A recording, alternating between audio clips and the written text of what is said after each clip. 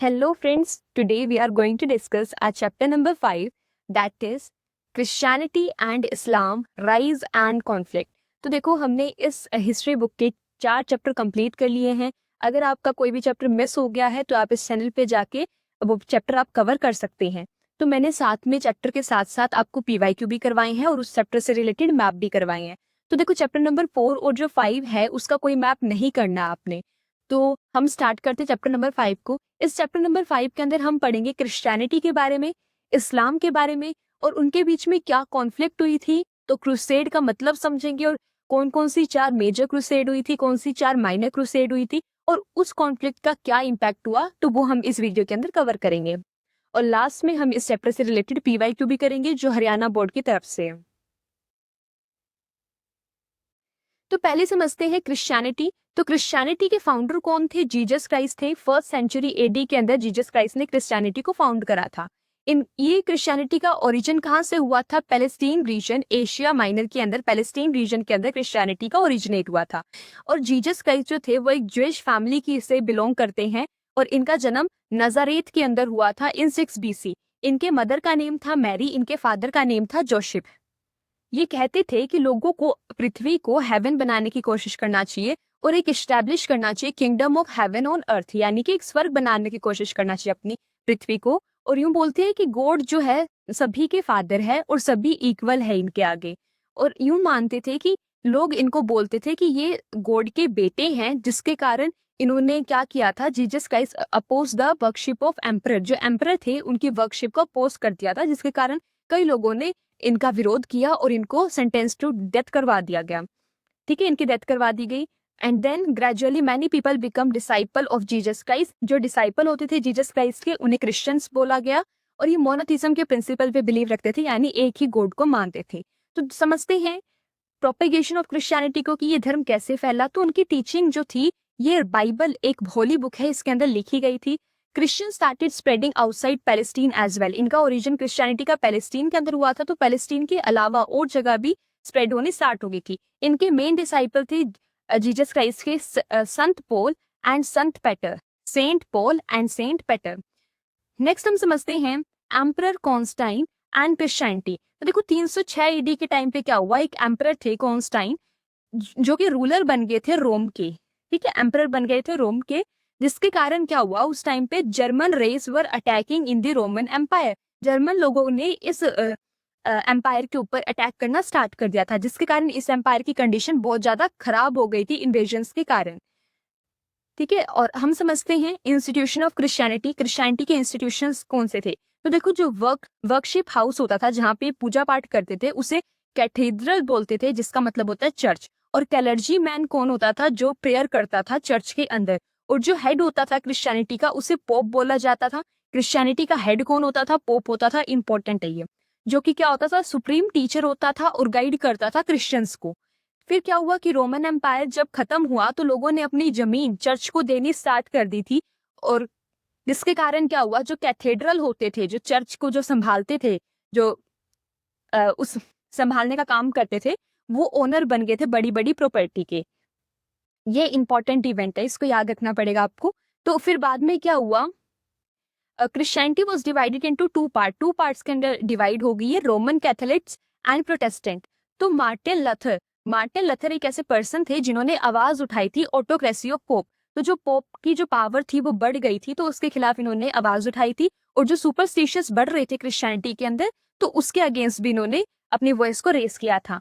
तो देखो क्रिश्चियनिटी जो थी 2 पार्ट के अंदर डिवाइड हो गई थी, रोमन कैथोलिक एंड प्रोटेस्टेंट। तो हम समझते हैं इनमें क्या डिफरेंस होता है। तो रोमन कैथोलिक कौन होते हैं? जिनका फेथ बाइबल पे भी होता है और पोप पे भी होता है। और पोप को ये सुप्रीम मानते थे और इनका मानना था कि गॉड जो है पोप के थ्रू ही हमें मिल सकता है। लेकिन जो प्रोटेस्टेंटिज्म जो था वो मानता था कि वो उसका विश्वास सिर्फ बाइबल होली बुक के ऊपर ही होता था, वो पोप को इतनी इंपॉर्टेंस नहीं देते थे। और उनका मानना था कि हम गॉड को बिना पोप के भी रियलाइज कर सकते हैं उनको। नेक्स्ट हम समझते हैं इस्लाम धर्म को। इस्लाम जो है अरेबिया के अंदर ओरिजिनेट हुआ था। किसने ओरिजिनेट किया था? हजरत मोहम्मद ने इसको ओरिजिनेट करवाया था in the city of Mecca city के अंदर, जो कि अरेबिया के अंदर है। देखो ये आपको सऊदी अरेबिया मिलेगा ना, यहाँ पे सऊदी अरेबिया है तो यहाँ पे एक मिका सिटी होगी, तो यहाँ पे हजरत मोहम्मद का जन्म हुआ था। इनके फादर का नेम था अब्दुल्ला, इनकी मदर का नेम था अमीनिया। और ऐसा माना जाता है कि इनके पेरेंट्स की डेथ हो गई थी इनके बचपन में ही। और फिर इनके बाद इनके अंकल अबू तलीब ने ही उनका पालन पोषण किया। और 25 साल बाद इन्होंने शादी करी एक विडो वुमेन से, खदीजा उनका नाम था, और जो कि 15 साल बड़ी थी किससे, हजरत मोहम्मद से। और फिर ये क्या करते थे, मेडिटेट करा करते थे, प्रेयर करा करते थे केव के अंदर रह के। और उस केव का नाम था हीरा हिल, जो मिका सिटी के पास थी। और इन्होंने प्रेचिंग भी स्टार्ट करी थी, यानी लोगों को उपदेश भी देना स्टार्ट करा था to the people of Mecca. Mecca city के जो लोग थे उनको टीच भी करा करते थे इस्लाम धर्म के बारे में, और उसे इस्लाम बोल दिया गया। नेक्स्ट हम समझते हैं spread of Islam and teachings of Islam. तो इस्लाम धर्म कैसे फैला, तो देखो इनका मानना था कि प्रॉफिट ऑफ अल्लाह के में ये बिलीव रखते थे। इनका मानना था कि जो अल्लाह ने प्रॉफिट को भेजा है अपना मैसेज स्प्रेड करने के लिए इस धरती के ऊपर। और इन्होंने ये भी मैसेज भेजा है कि जो लोग पॉलिथिस्टिक है मिका सिटी के अंदर, यानी कि जो बहुत सारे देवी देवताओं को मानते हैं, या फिर उनका कोई एक गॉड नहीं है, मल्टीपल गॉड है, तो उनके लिए मैसेज भेजा था कि गॉड जो है वो एक है और वो मैं ही हूँ, और मेरा मैसेज है वो मैं प्रॉफिट के द्वारा ही स्प्रेड करवाता हूँ। तो इनकी वर्कशिप, इस्लाम धर्म की वर्कशिप करी जाती है काबा के अंदर। और हजरत मोहम्मद ने अपोज किया था आइडल वर्कशिप को, जिसके कारण जो मिका सिटी के लोग थे वो इनके खिलाफ चले गए थे। और फिर बाद में इन्हें इस मिका सिटी को छोड़ना पड़ा था और वो मदीना सिटी के अंदर चले गए थे। इस इवेंट को हिजरात बोला गया। इनकी टीचिंग्स क्या कहती है कि अल्लाह कौन होते हैं, गॉड होते हैं, और हजरत साहिब कौन होते हैं कि गॉड के मैसेंजर होते हैं। और जो बेसिक फ्रेज होता था इस्लाम धर्म का उसे कलमा बोला गया। और यूं बोलते हैं कि इनके अलावा, अल्लाह के अलावा और किसी की वर्कशिप नहीं होगी इस्लाम धर्म के अंदर।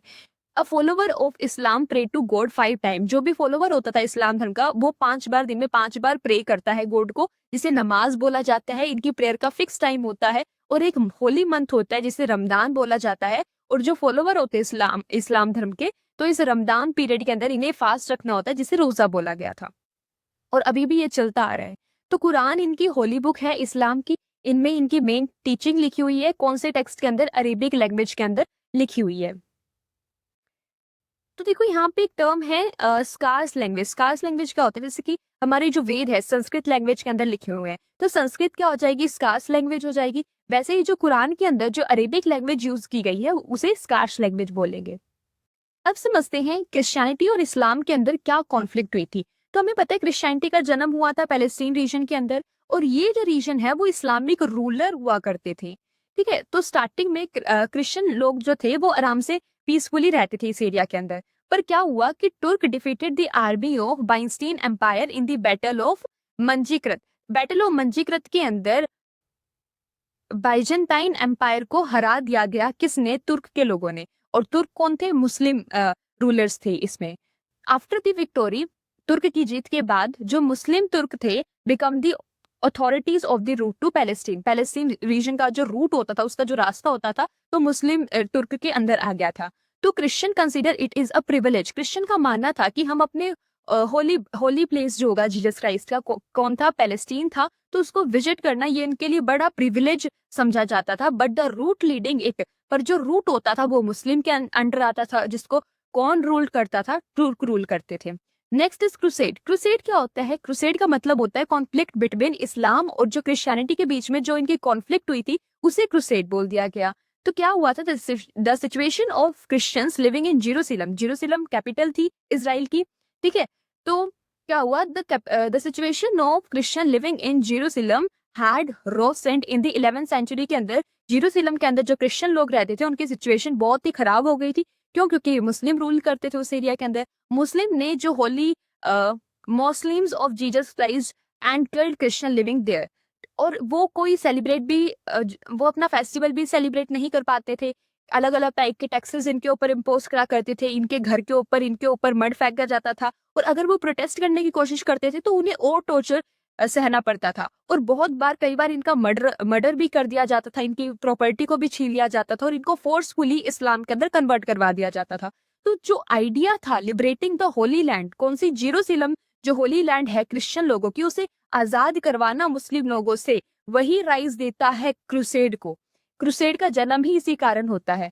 तो जो बाइंस्टाइन एम्परर जो था, मतलब बाइंस्टाइन एम्पायर का जो एम्परर था एल्शियस, इन्होंने अपील की यूरोपियन नोबल्स को, जो यूरोपियन के जो ऊंचे पद के जो रूलर्स हैं उनसे अपील करी थी, और पोप से अपील करी थी कि हमारी हेल्प करो। तो जो परमिट दी हर्मिट, तो ये लीडर बने थे, आगे जाके आप पढ़ोगे, तो उन्होंने कहा कि हम जेरूसलम चलते हैं, लोगों को कलेक्ट करते हैं और युद्ध करते हैं। The Christian chief of the Jerusalem had given him letter to the people of Europe, Europe के लोगों को इन्होंने लेटर दिया। इस लेटर के थ्रू जो पोप है रोम का, and ask permission to the prepare for war to free, इन्होंने परमिशन ली यूरोप के लीडर से कि हम अपने जो होली लैंड है उसको आजाद करवाते हैं मुस्लिम लोगों से। तो इन्होंने बोला कि सारे पाप जो जेरूसलम में पहुंचते टाइम सारे पाप आपके माफ कर दिए जाएंगे, if they will be thrown out of the Christianity, if they flee the war, अगर वो वॉर से हार गए, तो वॉर को छोड़ के आ गए, तो वो पाप। नेक्स्ट है 4 मेजर क्रूसेड हुई थी, ग्रेट क्रूसेड हुई थी और 4 स्मॉल क्रूसेड हुई थी। तो समझते हैं पहली क्रूसेड क्या हुई थी। इसके अंदर बहुत सारे ruler, feudatories, bishop, priest, monk, rich, poor, women and children agreed to march toward the Jerusalem. Jerusalem में मार्च करने गए, ये जेरूसलम की तरफ गए वॉर के लिए। इनके लीडर कौन थे? पेटर दी हर्मिट।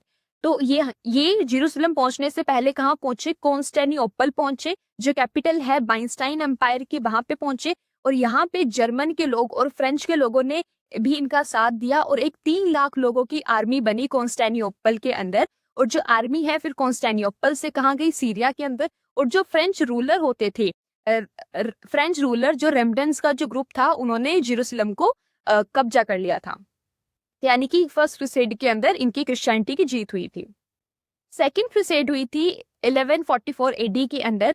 एक सिटी थी जिसका नेम था एडिसा। एडिसा सिटी के अंदर नेम हुई थी, जो कि मुस्लिम के द्वारा कैप्चर की गई थी। तो जो क्रिश्चियन थे यूरोप के, तो वो फिर से चिंता में आ गए थे, कहीं जेरूसलम फिर से खतरे में तो नहीं पड़ जाएगा। तो इसलिए जो रूलर थे डिफरेंट पार्ट ऑफ यूरोप, फिर से ये जेरूसलम की तरफ गए और इन्होंने मार्च किया टुवर्ड्स द जेरूसलम।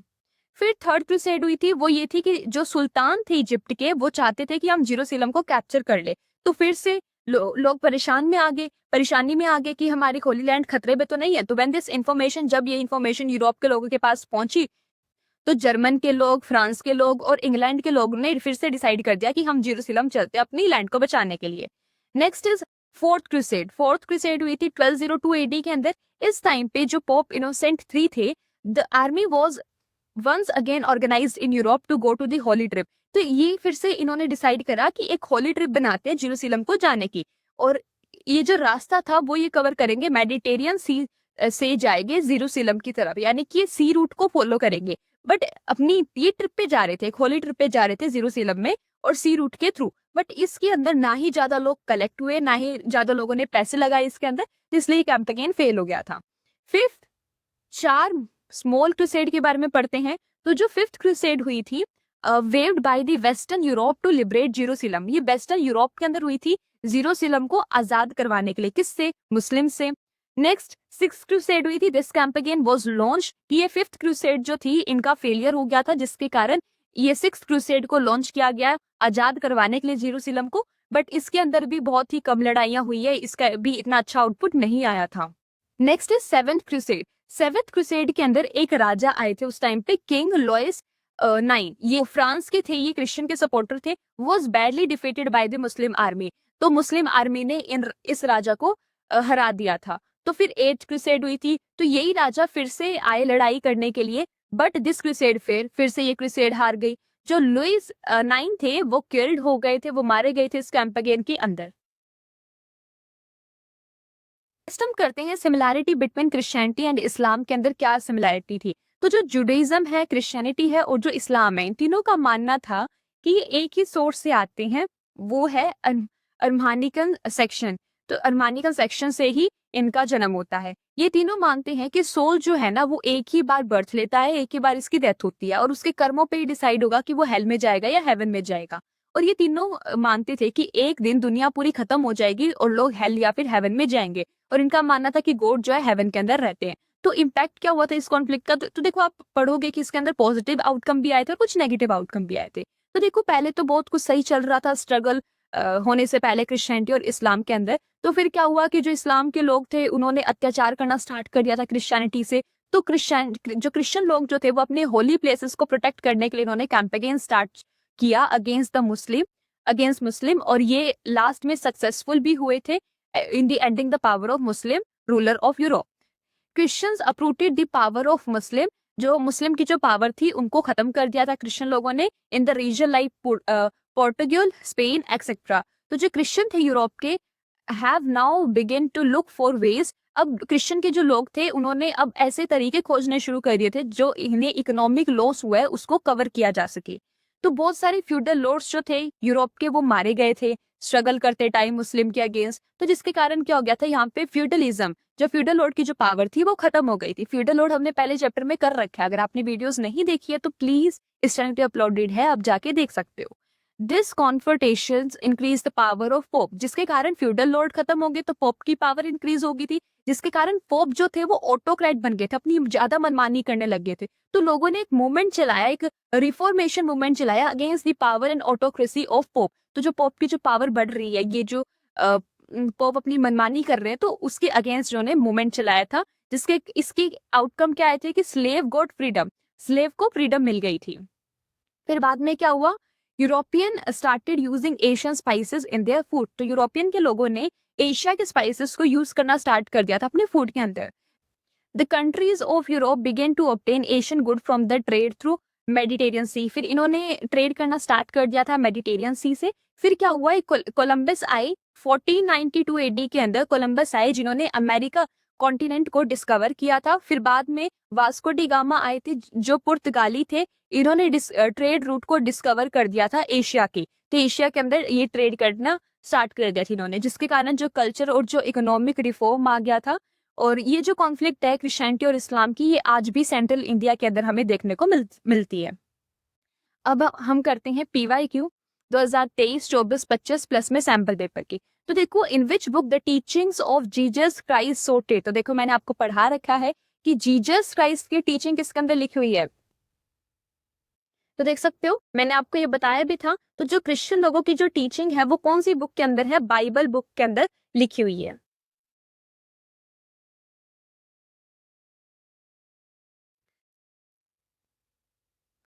नेक्स्ट है 2025 का पेपर आएगा, व्हाट इज चर्च. चर्च क्या होता है और जो क्रिश्चियनिटी का हेड होता है उसे क्या बोला जाता है. चर्च क्या होता है, एक होली वर्शिप प्लेस होता है क्रिश्चियन लोगों का, और जो हेड होता है क्रिश्चियनिटी का उसे पोप बोला जाता है. नेक्स्ट जो इस साल का जो सैंपल पेपर है उसके अंदर ये केस स्टडी आई है, इसी चैप्टर से रिलेटेड है, करते हैं. The religious place of Christianity is known as. क्या होता है, मैंने आपको अभी बताया है, चर्च. रिलीजियस प्लेस को क्या बोला जाता है, कैथेड्रल या फिर church. Next, what do you mean by period of anarchy. Anarchy period क्या था, तो देखो यहाँ पे लिखा हुआ है during the period of anarchy after the fall of Roman empire. तो लोगों ने अपनी प्रॉपर्टी को डोनेट करना स्टार्ट कर दिया था चर्च को, जिसके कारण जो कैथेड्रल थे, जो पुजारी थे वहां पे, वो ओनर बन गए थे बड़ी बड़ी लैंड के. इसी को ही पीरियड ऑफ एनार्की बोला गया. तो पोप क्या होते हैं, पोप ऑप्शन है आपको, supreme religious teacher, king, peasant class या फिर एलाइट क्लास. तो हमने पढ़ रखा है ये कौन होते थे, सुप्रीम रिलीजियस टीचर होते थे. Thank you for watching my video. अगर आपकी कोई भी डाउट है तो आप कमेंट में पूछ सकते हैं. Thank you.